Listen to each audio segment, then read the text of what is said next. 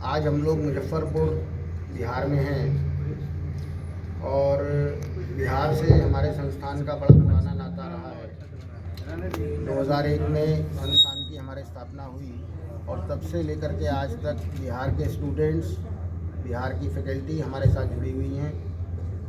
Covid को देखते हुए कुछ स्कॉलरशिप्स हम लोगों ने अनाउंस की हैं, जिनके बारे में हम लोग बताने के लिए यहाँ आए हैं।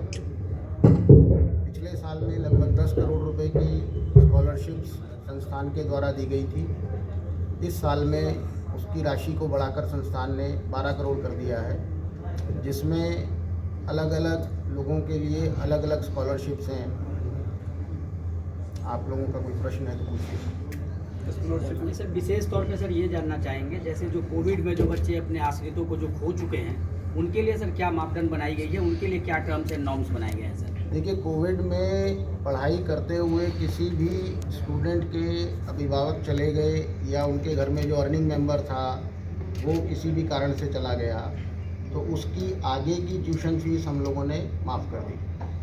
अब इस वर्ष से जो बच्चे आएंगे और जिनके माता पिता या जो भी अर्निंग मेंबर घर का है, उसमें से किसी की भी मृत्यु कोविड की वजह से हुई है, तो उनके लिए एक स्पेशल स्कॉलरशिप रखी गई है। क्या क्राइटेरिया होगा उसको डिफाइन, किसको मिलेगा किसको नहीं, उसको लेकर क्या प्रक्रिया है? क्राइटेरिया मैंने बताया ना आपको, जिसके भी माता पिता जो भी अर्निंग मेंबर घर का था, यदि कोविड की वजह से उसकी मृत्यु हुई है तो उसका जो बच्चा है उसको स्कॉलरशिप दी जाएगी। अन्य बच्चों को लेकर जो स्कॉलरशिप का जो आपने बढ़ाया है, उसको लेकर भी कोई एग्ज़ाम भी कंडक्ट कर रहे हैं जिसके बाद बच्चे को स्कॉलरशिप मिलेगी? नहीं, ये डायरेक्टली स्कॉलरशिप मिलेगी।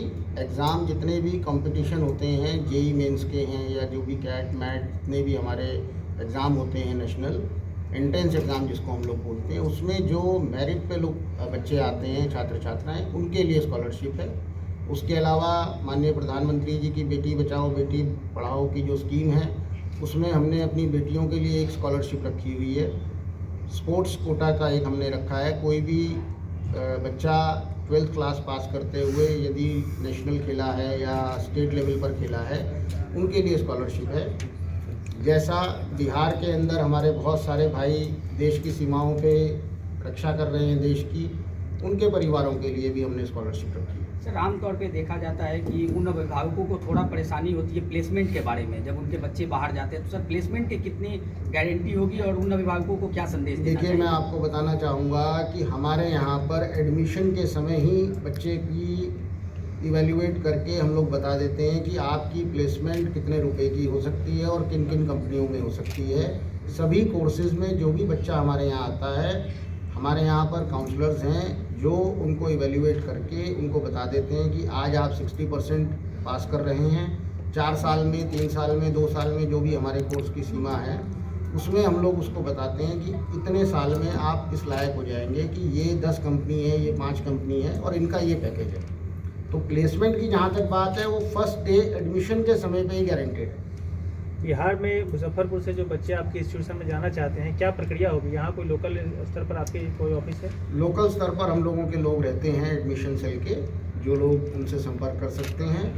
और उसके अलावा ऑनलाइन आप हमारी वेबसाइट पे जा सकते हैं, वेबसाइट पे ऑनलाइन फॉर्म भर सकते हैं। फॉर्म भरने के बाद में हमारे यहाँ से आपको कॉल आएगा और एडमिशन की प्रक्रिया शुरू हो जाएगी। किन किन कोर्सों में आपके यहाँ पढ़ाई होती है? हमारे यहाँ पे BTech, MTech, MBA, MCA, PGDBM, BBA, BCA, BCom, BSc nursing, ANM, BSc computer science, इस प्रकार के अनेकों कोर्स हैं। और इस साल से लॉ कॉलेज भी एक हमारा शुरू होने जा रहा है। मेरा नाम राजेश कुमार गुप्ता है, मैं चेयरमैन हूँ GNIOT ग्रुप ऑफ इंस्टीट्यूशन से।